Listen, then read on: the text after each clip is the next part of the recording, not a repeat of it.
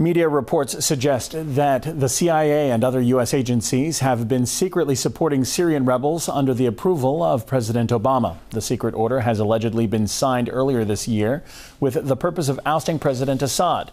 Let's now cross live to Brian Becker, the director of the Answer Anti-War Coalition, for more on this media leak. Mr. Becker, thank you for being with us. First, let's get right to it. The order authorizes secret support for the Syrian rebels. What kind of support are we talking about here?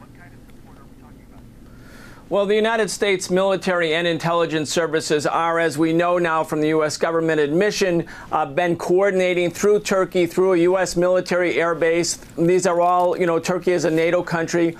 The military operations for the so-called Free Syrian Army, the Syrian so-called revolutionaries. And it's clear now that this is not a shift in terms of U.S. strategy. It doesn't represent any kind of alteration. All that it does is reveal that the diplomacy, the so-called diplomacy, the so-called looking for a negotiated settlement is a fraud, that the diplomacy is in fact a form of perjury, that the reality is that the U.S. government, the Obama administration with the Pentagon and the CIA have been neck deep coordinating the military operations to overthrow a sovereign government in Syria.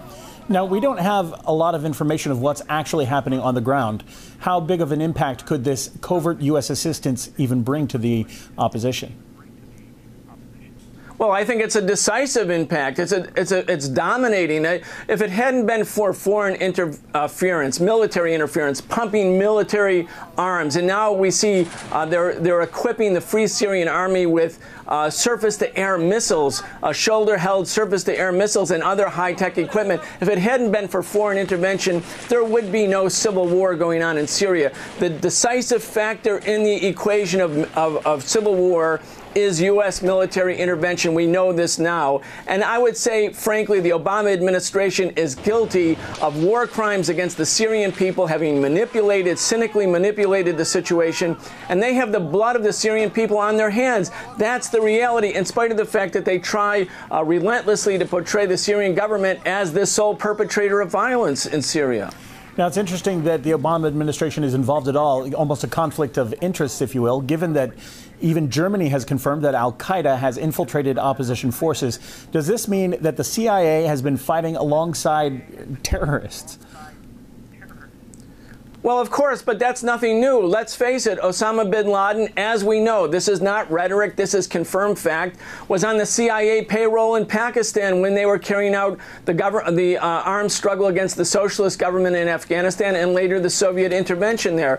Osama bin Laden and later Al-Qaeda, these operatives have been working side by side with the CIA for a long time. That doesn't mean they're always working with the CIA. That doesn't mean that there's not contradictions between them. But the U.S. has no problem working alongside Al-Qaeda and other, quote, terrorist organizations if it suits their ends. And this end right now is to overthrow the independent government in Syria, not because it's a perpetrator of human rights or the absence of democracy. That may be true, but the U.S. agenda is something else. It's to carry out regime change and create a proxy government in Damascus.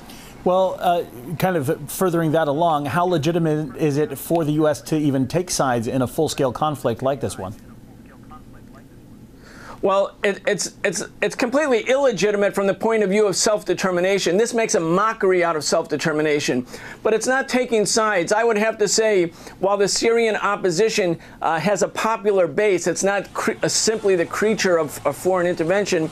There is a Syrian opposition that was formidable, that opposed foreign interference, foreign intervention. They didn't want that. They didn't want violence. But the U.S. and the Western powers and NATO and Turkey pushed that part of the opposition to the side in order to do what it is doing now, fomenting civil war, to carry out a military solution to the problems in Syria, to create, in their final goal, a proxy client regime in Damascus. Now, this information leak comes amid earlier reports that also suggested the opposition has been provided with heavy weaponry and surface-to-air missiles from its foreign allies, reportedly via Turkey. Now, how likely are the rebels to win this battle with all of this international support at this point? Well, by themselves, again, they cannot win. The Syrian military is a formidable military.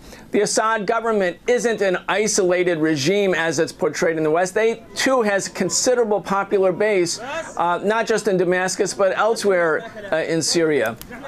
But, you know, heavy weapons, surface-to-air missiles, and the combined pressures of sanctions and the attempt to whittle down or intimidate Syria's international allies is designed over a long period of time through attrition, really, to carry out a break within the regime. Again, not for democracy, but to carry out in Syria what they did in Libya and Iraq, put into government a U.S. friend, a U.S. ally, a U.S. proxy. All right. Appreciate your thoughts there. Brian Becker, director of the Answer Anti-War Coalition. Thanks for being with us.